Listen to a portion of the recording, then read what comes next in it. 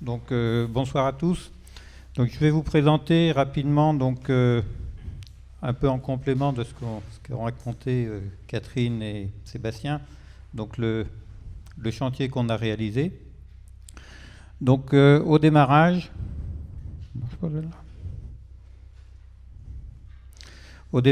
pourquoi le rapprochement entre Ductal et puis Fraissinet? C'était d'obtenir un béton ultra haute performant. Et comme chez Fraissinet, on aime bien projeter, on est parti donc sur le ductal projeté. La raison première, c'est que ductal, comme le disait très justement Julien, ça marche bien à l'horizontale en autoplaçant, un petit peu sur les pentes, mais tout ce qui était en vertical, ça nécessite un coffrage, et donc ça coûte de l'argent. Donc on est parti là-dessus en disant, nous, ce qu'on veut, c'est d'avoir un matériau que l'on puisse projeter et qui se tienne, que ce soit en plafond, qui ne coule pas et surtout qui puisse s'affranchir des coffrages.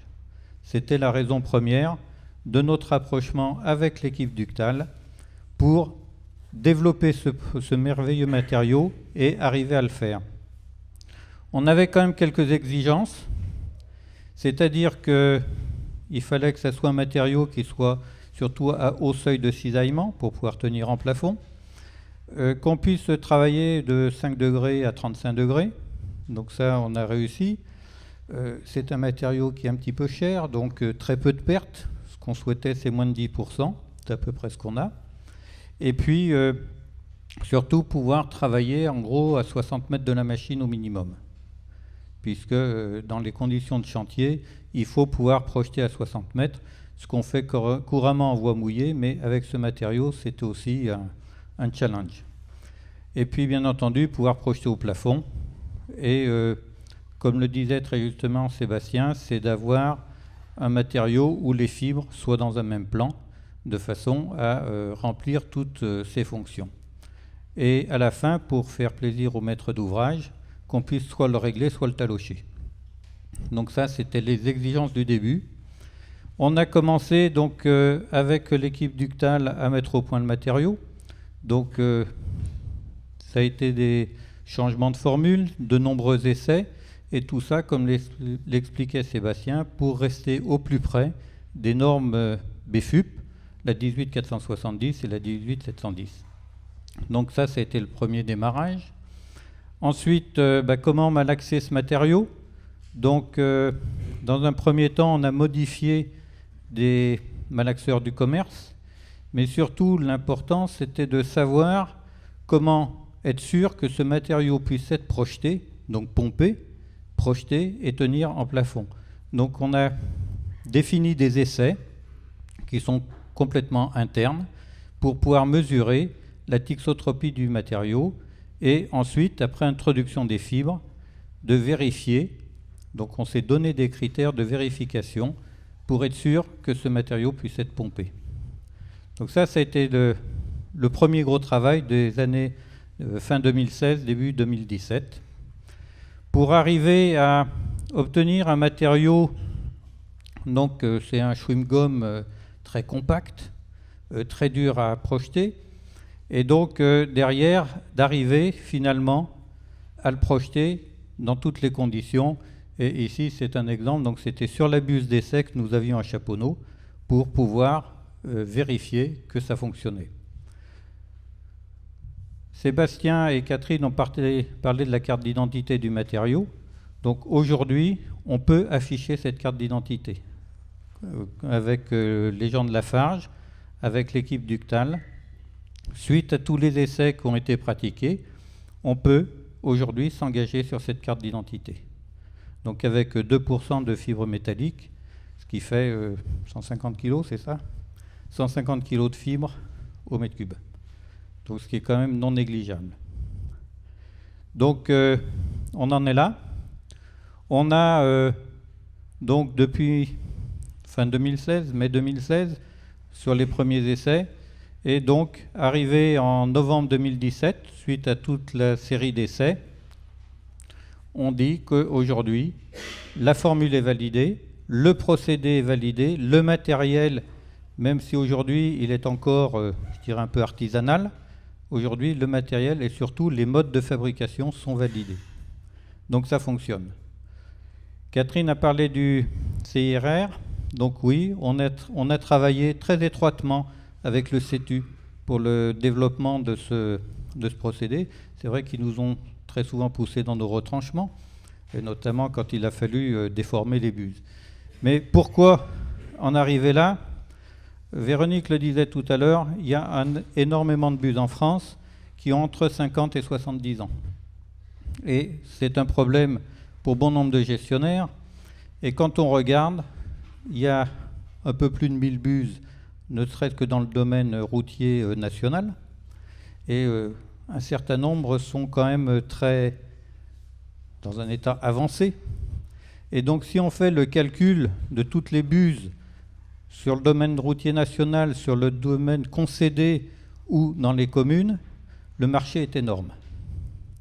Il est énorme et, comme donné dans les dires du CEREMA, beaucoup sont dans un état très vieillissant et inquiétant, donc à réparer d'urgence. 2 ou 3 petits exemples de ce qui peut arriver à une buse. Et ben voilà, c'est ce qui arrive. Et ce qu'on voit sur quelques routes françaises, malheureusement de temps en temps, c'est des effondrements brutaux de chaussées. Parce qu'on a souvent affaire à des ruptures fragiles. Ça ne prévient pas. Donc ça peut être ça. Ça peut être, comme ça a été présenté au début, des problèmes de corrosion, des problèmes d'affouillement, avec derrière des risques, soit pour les cours d'eau, soit notamment pour les usagers. Comme ça a été présenté au début, il y a quelques méthodes traditionnelles. Donc le béton projeté voie sèche, le béton coulé en place ou le PRV. Chaque système a ses avantages et ses inconvénients. Bon, sur le béton projeté, c'est un matériau qui est peu onéreux, c'est facile de le mettre en œuvre, on peut très bien les projeter à plus de 1000 mètres, ça on sait faire. Par contre, il y a beaucoup de ferraillage, et puis surtout, ce qui inquiète bon nombre de maîtres d'ouvrage ou de concessionnaires, c'est la réduction de gabarit, un ferraillage important et beaucoup de matériaux. Donc, c'est vrai que c'est une solution qui peut être économique, mais qui a quelques inconvénients. La solution PRV, comme le disait Véronique tout à l'heure, des avantages, c'est des éléments préfabriqués, c'est relativement simple à mettre en œuvre, mais on arrive toujours au problème de la réduction de gabarit, et qui notamment, ça ne marche pas dès qu'il y a un coude ou dès qu'il y a des déformations trop importantes de la buse. Donc, c'est une des solutions. Derrière, ce que l'on a recherché, c'est donc de pouvoir développer une solution de confortement et de réparation donc des buses. On est limité au diamètre de 2 mètres. En dessous de 2 mètres, aujourd'hui, on ne sait pas faire. Ça ne serait pas possible d'envoyer un projeteur où il faut 1,50 m de recul pour arriver à projeter dans quelque chose qui fait moins de 2 mètres. Donc 2 mètres, c'est vraiment la limite inférieure. On parlait de la transparence hydraulique. Aujourd'hui, tous les problèmes de loi sur l'eau, dès qu'on commence à rehausser un seuil, ça peut poser quelques problèmes en amont. On a un temps d'exécution qui, normalement, devrait être divisé par 3, parce qu'on met 3 fois moins de produits que sur du béton projeté voie sèche, classique. Et puis, donc, derrière, des chantiers, je dirais, d'ordonnancement allégé, puisque plus rapide, notamment pour le maître d'ouvrage et le maître d'œuvre, moins d'intervention sur place, de façon à une solution un peu économique. Et normalement, si c'est prévu comme ça, c'est que l'ouvrage est reparti pour 50 ans. Donc on ne sera peut-être plus là pour vérifier ça dans 50 ans, mais vous pouvez me croire. Donc derrière, pour tout ce qui est ouvrage IKEA 3 et 3U, c'est une solution. Ce n'est pas la seule solution, mais c'est une solution qui demeure, et on en est persuadé, économique, même si le matériau d'origine, c'est un matériau très haut de gamme, est un matériau onéreux, mais c'est aujourd'hui globalement économique. Il faut faire je dirais, le calcul global de l'opération, autant côté maître d'ouvrage que côté entreprise. Je vais pas revenir sur les essais. Sébastien en a très bien parlé, a bien expliqué. On s'est adjoint les services de l'IFSTAR, donc François Tout-le-Monde et Pierre Marchand, qui sont quand même des gens reconnus dans le métier, dans le domaine du BFUP, de façon à vérifier que cette solution était fiable et pérenne. Et notamment en termes de calcul, où, comme le disait très justement Sébastien, on a poussé à fond les calculs, et notamment ce qui nous a tous surpris au démarrage, c'est que les buses actuelles ne tiennent pas. Et notamment sur un problème, ce qui nous a étonné, puisque tout le monde pensait travailler en anneau comprimé, mais c'est la flexion longitudinale lors du passage d'un convoi qui pose problème. Et notamment sur des faibles épaisseurs. Sur les 2 chantiers étudiés, on avait 1,40 m d'épaisseur de remblai sous des voies autoroutières ou quasiment autoroutières. La RCEA, c'est presque une autoroute pour poids lourds. Et donc, les essais, on voit ici donc la buse avant, la buse après. On n'a pas réussi à la casser, hein. C'est dommage, mais c'est comme ça. Et donc, les calculs théoriques, en fait, on avait une correspondance parfaite entre les déformations mesurées et les calculs théoriques qu'on avait menés pour cette buse d'essai.